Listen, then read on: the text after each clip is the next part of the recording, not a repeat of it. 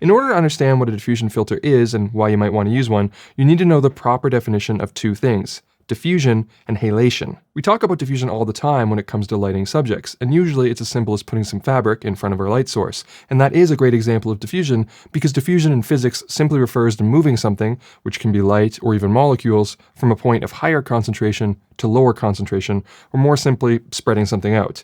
Halation is a visual representation of this, which can be seen in our photos and video by the actual light being spread out beyond the proper boundaries of the fixture or source.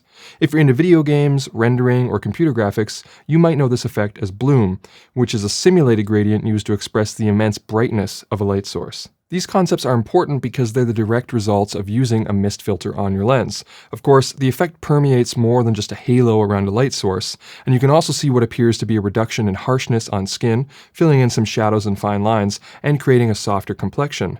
This is heavily dependent on the strength of the filter, which can range from a subtle smoothing to a full-out glow seemingly emanating from the subject's face, which was seen prominently in movies throughout the 30s and 40s. Now, if we take a closer look at one of these filters, we can get a better idea of what's going on. Here on the PolarPro 2-5 VND Mist Edition, we can see a texture on one of the filter elements. This texture causes the light entering the lens to be disrupted in a way that reduces the light concentration that would otherwise be achieved if it was allowed to proceed unimpeded.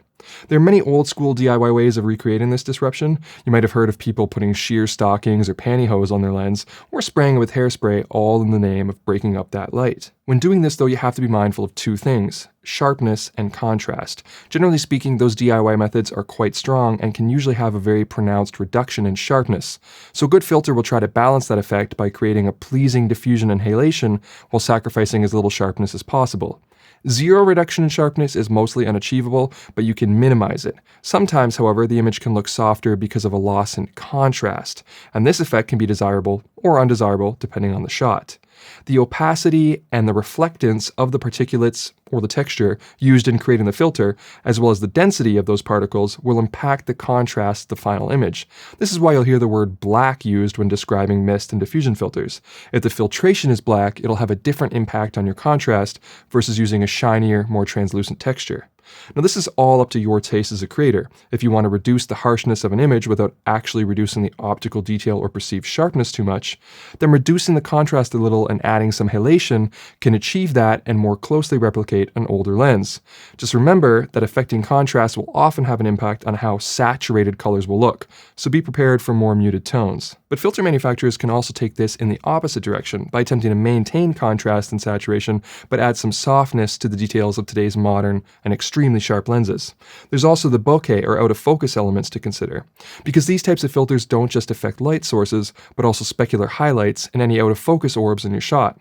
Since bokeh is essentially a reproduction of your aperture, but in your scene, adding texture and breaking up the light traveling through that aperture will cause textured and disrupted bokeh, which again can be desirable or undesirable depending on your intention. Again though, if you're looking to make your modern lens seem more vintage, adding some less than perfect out of focus areas with unique characteristics is a great way to realize that look. The last thing to consider when discussing diffusion filters is the strength of the effect. Often a line of filters will have several versions ranging from a 1x or 2x potency down to weaker variants expressed in fractions like 1/2, 1/4, or 1/8. Generally, anything more than 1/4 or 1/2 is considered stylized and used for a distinct look, such as a dream sequence, waking up with blurry eyes, or the aesthetic that accompanies traveling back to a simpler time. But powers of 1/8 or 1/4 are fairly safe to use in a more general purpose way. So now that we know all that, where do these new Mist Edition VNDs from PolarPro fit in? They would fall more in that general purpose category, in my opinion. Their effects are subtle, which makes them useful for a wider range of subjects, while also doing well to balance the qualities we discussed earlier, like halation, contrast, and sharpness. These filters do add some character and imperfections to the out-of-focus areas, and they do exaggerate flare when shooting into the sun, which can be useful for artistic purposes, but you maintain a respectable black reproduction and saturation. If you're familiar with other brands and are looking for an equivalency, while not directly comparable, I would place them somewhere between 1/8 and 1/4 power compared to the other brands I've tried. But the main difference that you need to consider here with these new PolarPro Mist Editions is that they're also variable neutral density filters, which means you're going to be compounding your diffusion effects with the effects that come along with using variable NDs. So in that sense, these filters are not really comparable to the other diffusion options unless you start stacking multiple conventional filters together, which I suppose is what you could consider the greatest strength of these new Mist editions.